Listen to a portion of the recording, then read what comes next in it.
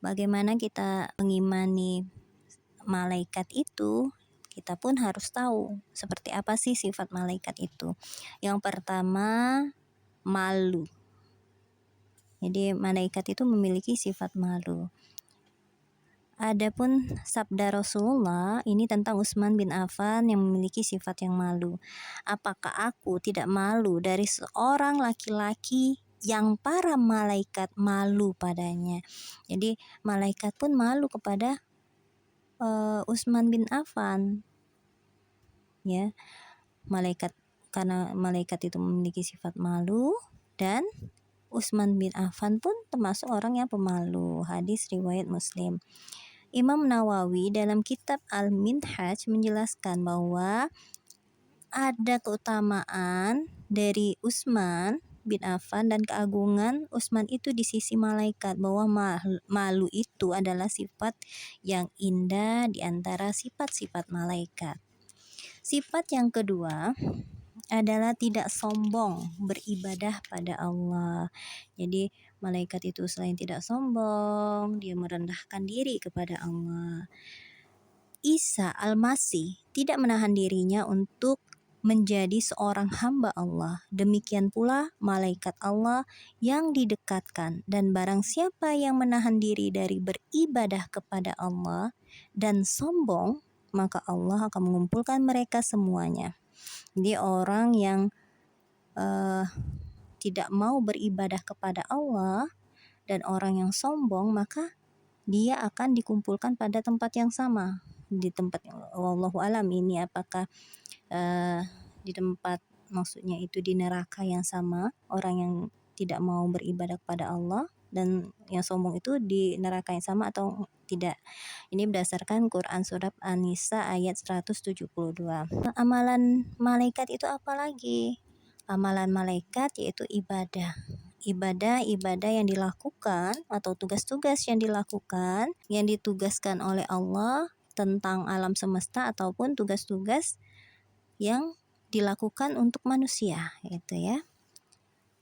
Nah, selain sifatnya malaikat yaitu malu dan tidak sombong tadi, maka ada juga amalan atau ibadah yang dilakukan oleh malaikat. Yang pertama adalah tasbih. Sedangkan kami bertasbih dengan memujimu dan mensucikanmu. Quran surat Al-Baqarah ayat 32. Jadi kerjaan malaikat itu adalah bertasbih, memuji Allah, dan mensucikan Allah.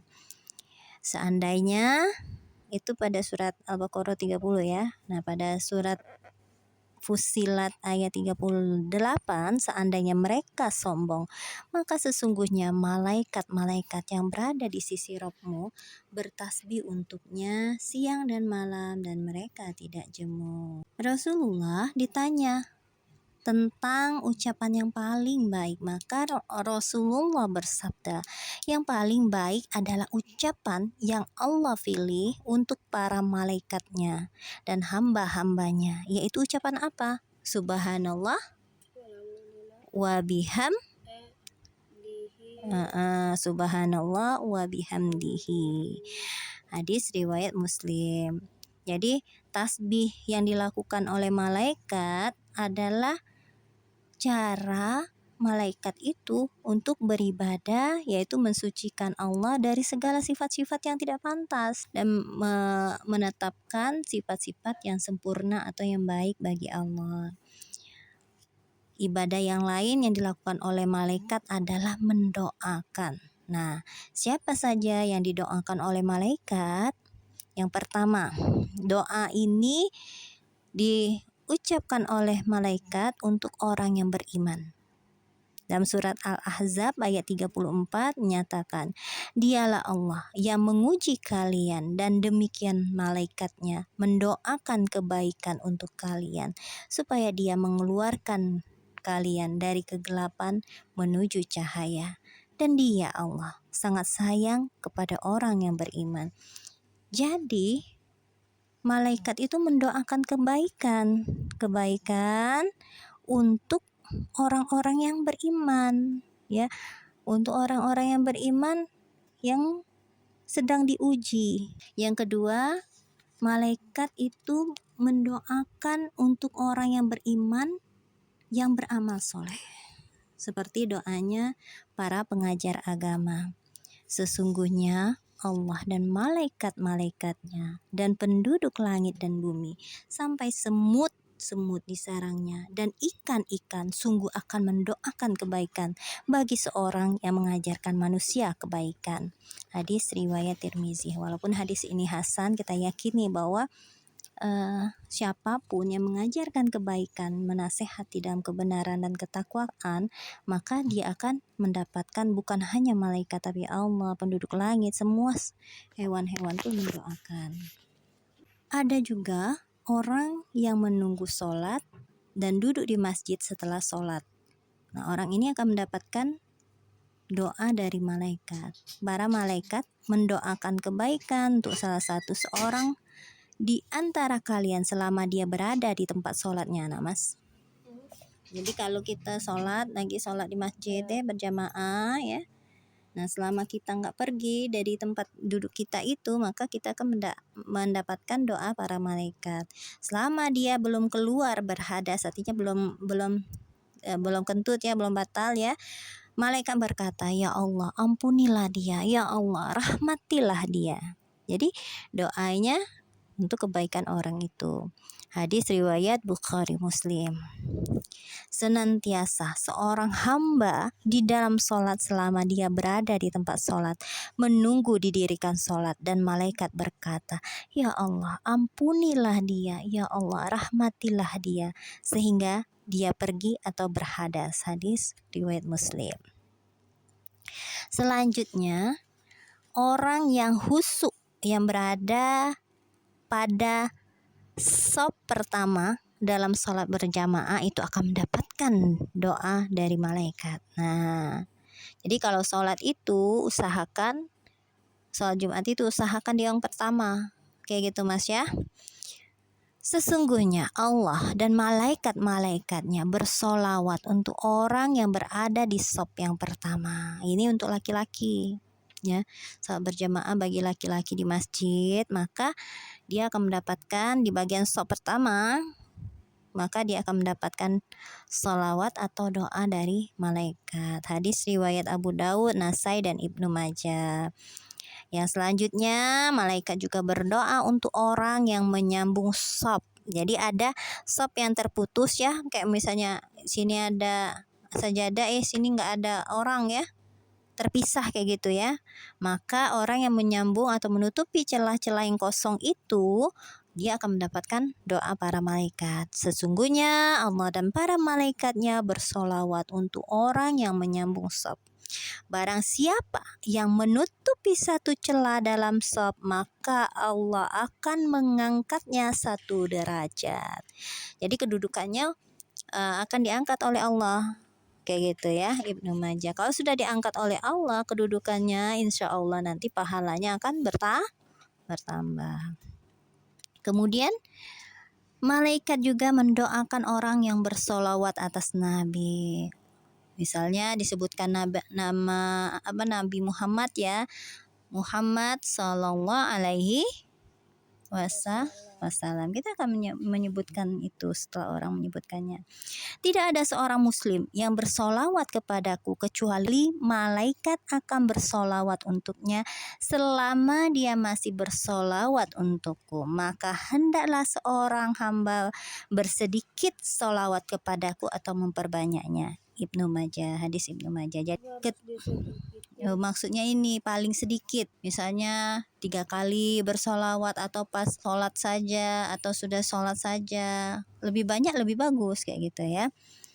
Kemudian malaikat juga mendoakan orang yang berinfak fi sabilillah, yang infaknya untuk jalan Allah, artinya untuk kebaikan-kebaikan ya dalam Islam.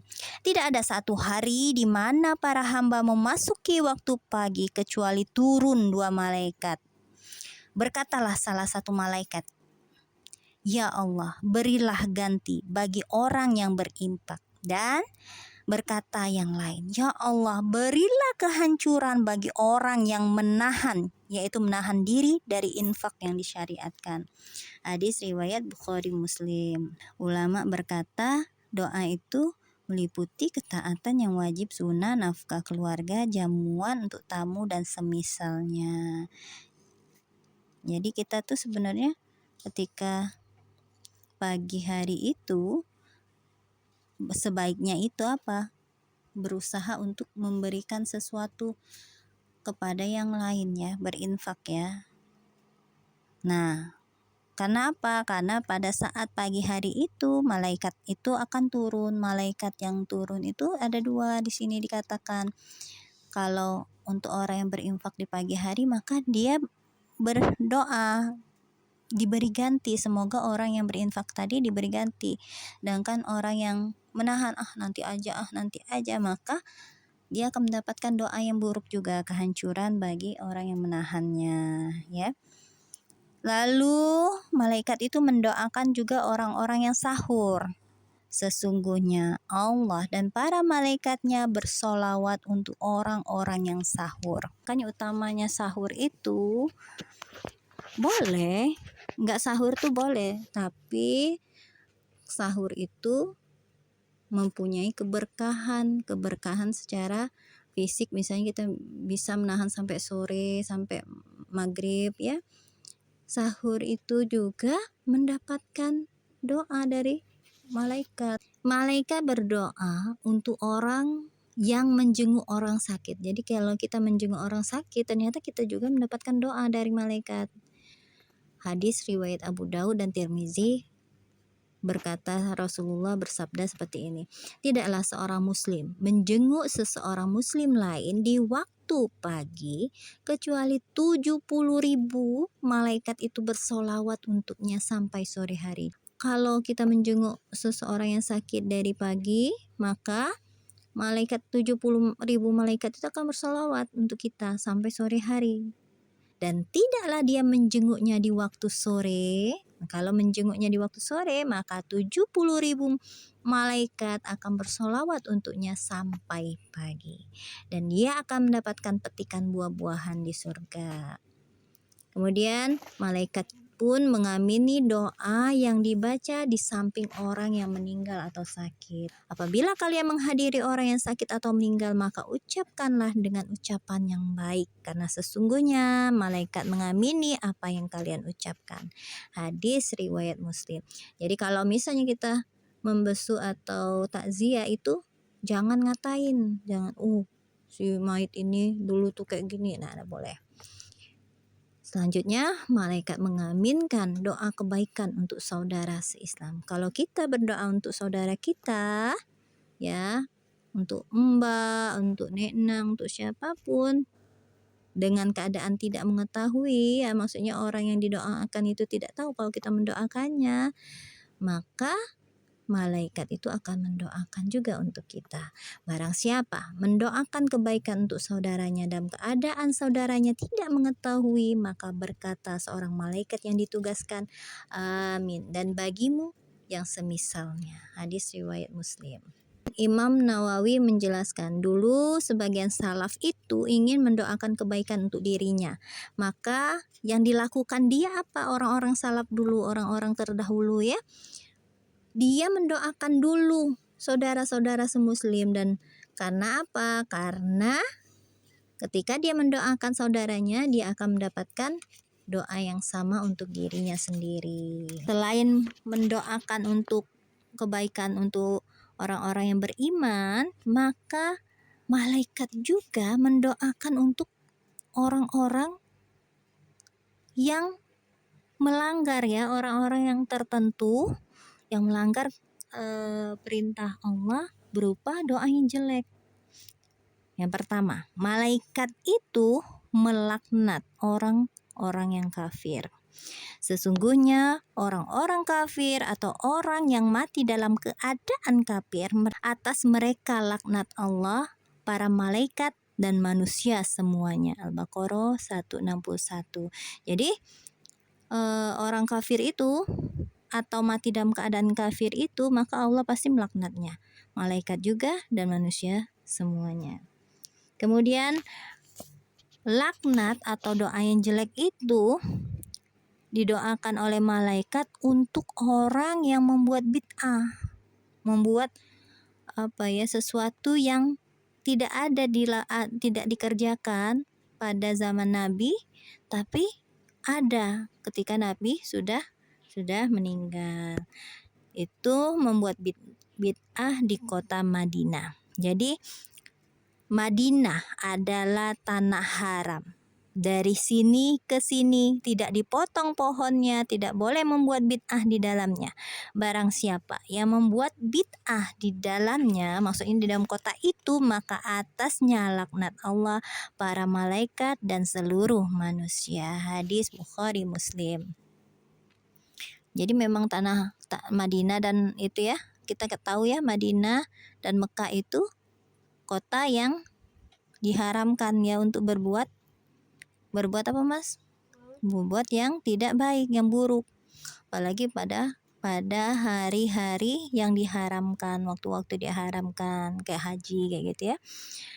Dari Abu Hurairah, maka barang siapa yang membuat bid'ah di dalamnya atau melindungi orang yang membuat bid'ah atasnya, laknat Allah, malaikat dan seluruh manusia. Hadis riwayat Muslim. Jadi orang yang membuat bid'ah itu bukan hanya dilaknat atau didoakan yang buruk oleh malaikat, tapi Allah dan seluruh manusia.